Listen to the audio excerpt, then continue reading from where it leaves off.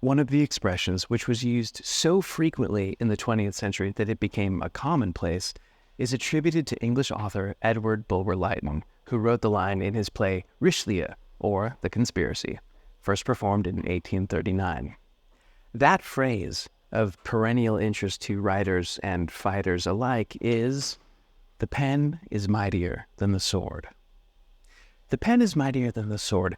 Think of what this must mean in order to be true, that a cogitation of the human mind, cogently articulated, can have more of a shaping effect on human life than even the taking of a human life. Contemplation of when and where precisely this expression still proves true is a sort of litmus test for the condition of our society. Can a great idea, in other words, powerfully rendered, effect more change than violence? And in what arenas of public engagement do we reach for the pen? And when might we reach for the knife?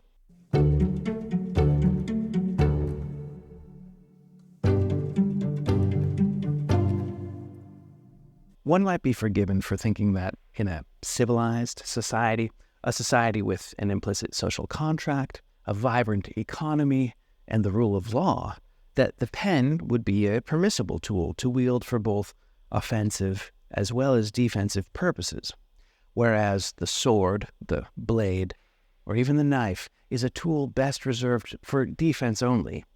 The pen is mightier than the sword, Bulwer Lytton wrote, and so we reserve the pen rather than the sword with which to make our political and ideological assaults. There's, I think, another danger for those of us who wish to defend liberty, and that we can find here in America as well, which is the danger from a new kind of timidness, if you like. Even here, the classical values enshrined in the First Amendment are under attack by the rise of this new timid culture, which on the one hand, more and more accepts the arguments of thin-skinned bigots that offense must be a limiting point on freedom. I'm going to return to this theme because it seems to me that here in America, the danger to free expression is beginning to be greatest where it should be most defended. That's to say, within the walls of the academy.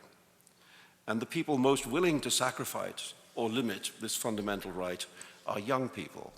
But sometimes this distinction is hard to see or forgotten altogether. For several years, the precise linguistic and practical distinctions between actual violence, which may be objectively measured, and mere offensive language, which falls permanently in the realm of subjective analysis, was blurred in our civil discourse. Many believed, and still do, that offensive language is itself a form of violence, and that offensive speech was therefore considered assault. We fostered language about safe spaces, meaning spaces free from purportedly offensive ideas, not spaces free from physical harm as such. That was supposed to be taken, as they say in God-fearing countries, for granted. In any case, the Chautauqua Institution was a place that was meant to keep its audience members and guests physically safe in their seats so that they could be intellectually daring in their conversation.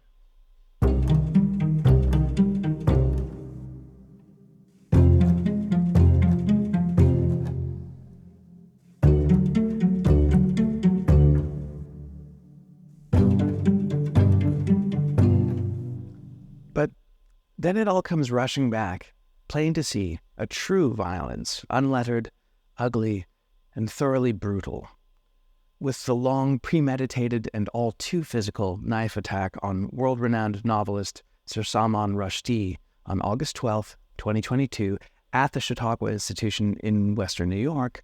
The lines that enforce the barrier between language and violence once again came into sharp distinction. We begin with breaking news. Author Salman Rushdie attacked on stage in Western New York. It happened in Chautauqua. That's about 70 miles southwest of Buffalo. Video shows people rushing to the stage to help Rushdie at Chautauqua Institution. He was about to give a lecture when police say a man stormed the stage and stabbed him in the neck. An interviewer also suffered a minor injury. The suspect is in custody. Rushdie's writing has led to death threats from Iran in the 1980s. His book, The Satanic Verses, has been banned in Iran for decades. His condition is not clear at this time, but he was taken by helicopter to a hospital. Rushdie's attacker was 24 years old at the time and will remain nameless in this review, just as Rushdie opts out of naming him in Knife. Instead, the author refers to his attacker as the A, an umbrella term or variable that carries with it a bouquet of dark meanings, from the assailant to the assassin to, memorably, the ass with a markedly capital A. It's that final nomenclature, which, though somewhat coarse or jokey, actually provides the key insight, which brings to mind Hannah Arendt's important phrase, the banality of evil, a descriptive charge she'd originally leveled against one of the key Nazi enablers of the Holocaust, Adolf Eichmann. This young man, the A, stabbed the 75-year-old author over 15 times, lacerating his face, his hands, his torso repeatedly with a knife, and plunging the blade deeply into Rushdie's right eyeball, all the way down to its optic nerve. At that moment, Rushdie permanently lost his right eye.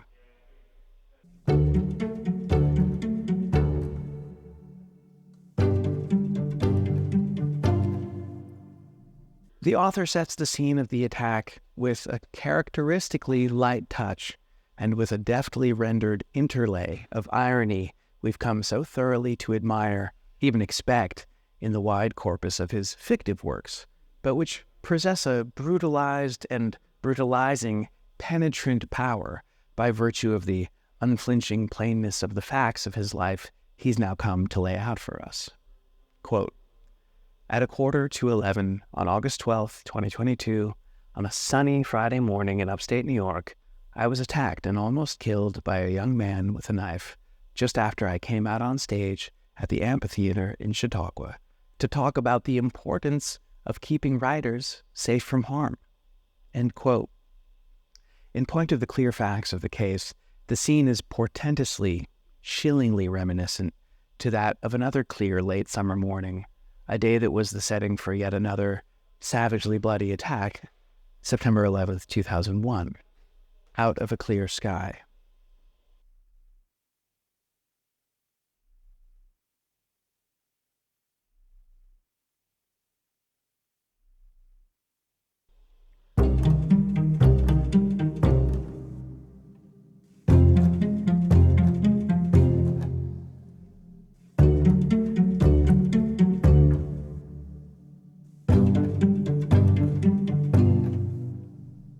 Born in Bombay, now Mumbai, India, in 1947, Rushdie came to global prominence with his Booker Prize-winning novel Midnight's Children in 1981, but he's most notorious for his 1988 novel The Satanic Verses. Set in the tumultuous aftermath of a hijacked plane explosion, this thick, lyrical, magical realism-infused novel follows the lives of two Indian expatriates, Gabriel Farishta and Saladin Chamcha, whose identities are shattered and reshaped by, let's call it, a supernatural event. Farishta, a Bollywood superstar, begins to believe that he is the Archangel Gabriel, while Chamcha, an aspiring actor, finds himself transformed into a grotesque, horned figure straight out of myth. Rushdie had moved to England in 1954. He was knighted in 2007 and became a dual British-American citizen in 2016. The bad old days. Where did this all come from? What does it mean to be angelic, demonic, human? These are perennial questions, and each generation must investigate them anew. This is one of the reasons we have developed a world literature of imaginative fiction and poetry to help us grapple with the perennial questions about life and human nature. The Satanic Verses, published in 1988, is perhaps the world's most underread famous novel, notoriously underread by those who condemned the book and with it condemned Rushdie to die in a wantonly extrajudicial act of malice. The Satanic Verses, whose title refers to a controversial set of verses formerly included in the Quran, which were understood to be satanic in origin, has been underread by most of the populace to this day. This apparent heresy Rushdie is an atheist and so has been treated as an apostate of the Islamic religion, has been the primary rallying point for the fatwa, which is an Islamic legal pronouncement issued against Rushdie by the supreme leader of Iran, Ayatollah Khomeini. This fatwa called on all Muslims to render Rushdie's execution, to kill him on sight, even offering a bounty for the author's murder. The fatwa came on Valentine's Day in 1989. Less than a month later, in March of 1989, the United Kingdom broke off diplomatic relations with Iran over this issue. Salman Rushdie went into hiding for over 9 years.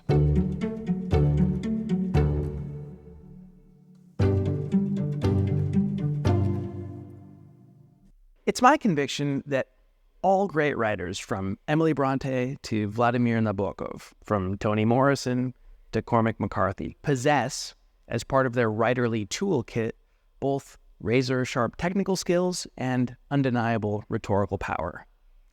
At their best, these attributes tend to be invisible while we're reading it.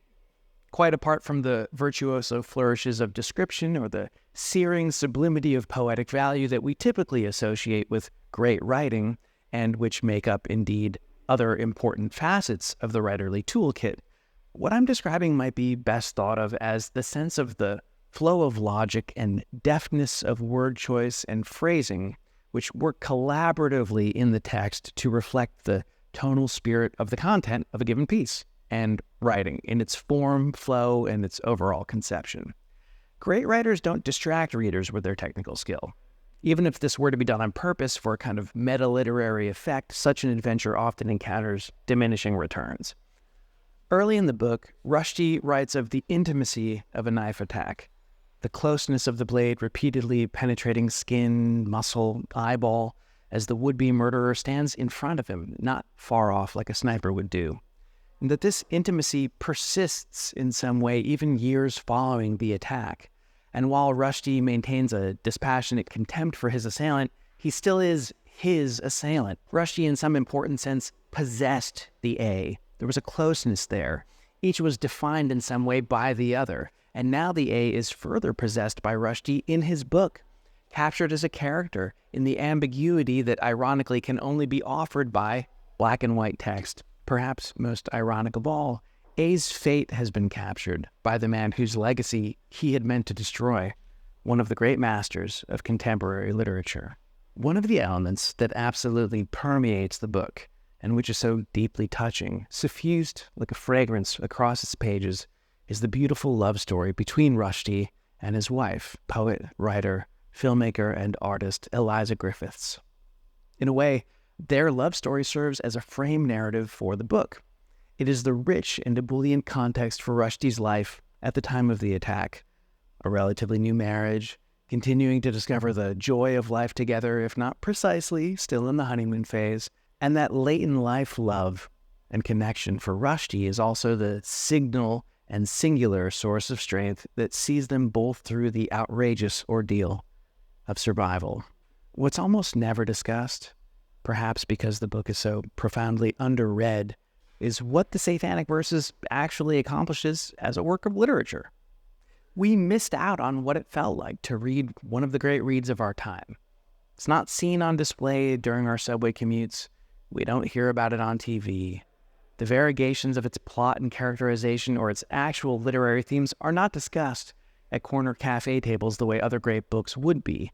It never truly had its chance to be, except perhaps in the abstract, for what the book meant and continues to mean as a symbol.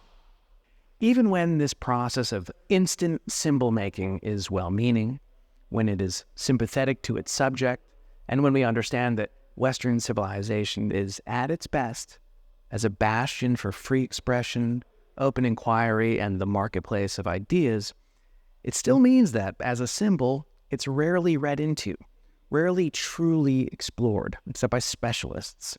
Instead, we project upon it our fears and insecurities. The fatwa robbed Rushdie's great book of life in that sense by instilling fear in its readership, and that fear was made manifest years before Rushdie's stabbing. In 1991, the Japanese translator of the book, scholar Hitoshi Igarashi, was stabbed to death. His body was left in a hallway near his office at Tsukuba University. The violence was not mere innuendo, not merely suggestive.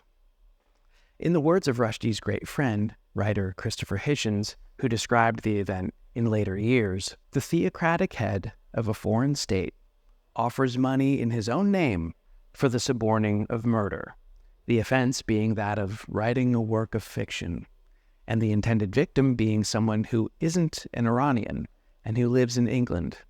It was rather the same feeling as I had later on the 11th of September, 2001, a direct confrontation between everything I love and everything I hate. Christopher Hitchens certainly knew how to put some topspin on a quote. If it's possible to disentangle the literary effects of the Satanic Verses from its geopolitical, social, and, for Rushdie and his close friends and family, its personal effects, then as readers, we should do so. We don't owe it to Rushdie. We owe it to ourselves. We owe it to future readers and to the quiet sanctity of reading itself. As Rushdie himself states in Knife, one of the benefits of the passage of time is that by now there are many younger readers who can approach the Satanic Verses as a plain old novel and not some sort of theological hot potato. Some of them love it, some don't. And that's the ordinary life of a book. What the Satanic Verses accomplishes as a work of imaginative literature is to create a cosmic interpenetration of religious mythology and the contemporary moment, centering on a pair of actors, Gabriel Farishta and Saladin Chamcha, who fall from the sky at the book's opening, having been jettisoned from a plane because of a terrorist attack. All of this is rendered in a rollicking, muscular comic modality that is more humane than it is purely funny. Here's a taste from a few pages in. The aircraft cracked in half, a seed pod giving up its spores, an egg yielding its mystery. Two actors, prancing Gabriel and buttony pursed Mr. Saladin Chamcha, fell like tidbits of tobacco from a broken old cigar. Above, behind, below them in the void there hung reclining seats, stereophonic headsets, drinks trolleys, motion discomfort receptacles, disembarkation cards, duty-free video games, braided caps, paper cups, blankets, oxygen masks. Also, for there had been more than a few migrants aboard, yes, quite a quantity of wives who had been grilled by reasonable, doing-their-job officials about the length of and distinguishing moles upon their husbands' genitalia, a sufficiency of children upon whose legitimacy the British government had cast its ever-reasonable doubts, mingling with the remnants of the plane, equally fragmented, equally absurd, there floated the debris of the soul, broken memories, sloughed-off selves, severed mother tongues, violated privacies, untranslatable jokes, extinguished futures, lost loves, the forgotten meaning of hollow booming words, land, belonging, time. In short, the Satanic Verses is an ecstatic novel, composed beautifully and concerning issues both topical and timeless. It's worth reading, however transgressive an act some might lead you to think that would be. Reading a novel in 2024. How's that for an act of defiance? As the author writes in the final pages of Knife, ever since 1989, I have felt uneasy about the other Rushdies circulating in the world. There is the demon Rushdie, invented by, I have to say, many Muslims. This is the Rushdie the A believed that he wanted to kill. There is the arrogant, egotistical Rushdie created by the British tabloids back in the day. This one appears presently to be taking a back seat. There is party animal Rushdie, and now, post-August 12th, there is the more sympathetically imagined good Rushdie, the near martyr, the free speech icon, but even this one has things in common with all the bad Rushdies. It has very little to do with Salman sitting at home, the husband of his wife, the father of his sons, the friend of his friends, trying to get over what happened to him, still trying to write his books, and they all distract attention from the books themselves. In some way, they all make it unnecessary to read the books. And that, to my mind, is the greatest damage I've suffered, both before August 12th and because of August 12th. I've become a strange fish, famous not so much for my books as for the mishaps of my life. Which Rushdie, dear reader, will you discover? Will you start with knife and circle back to Midnight's Children?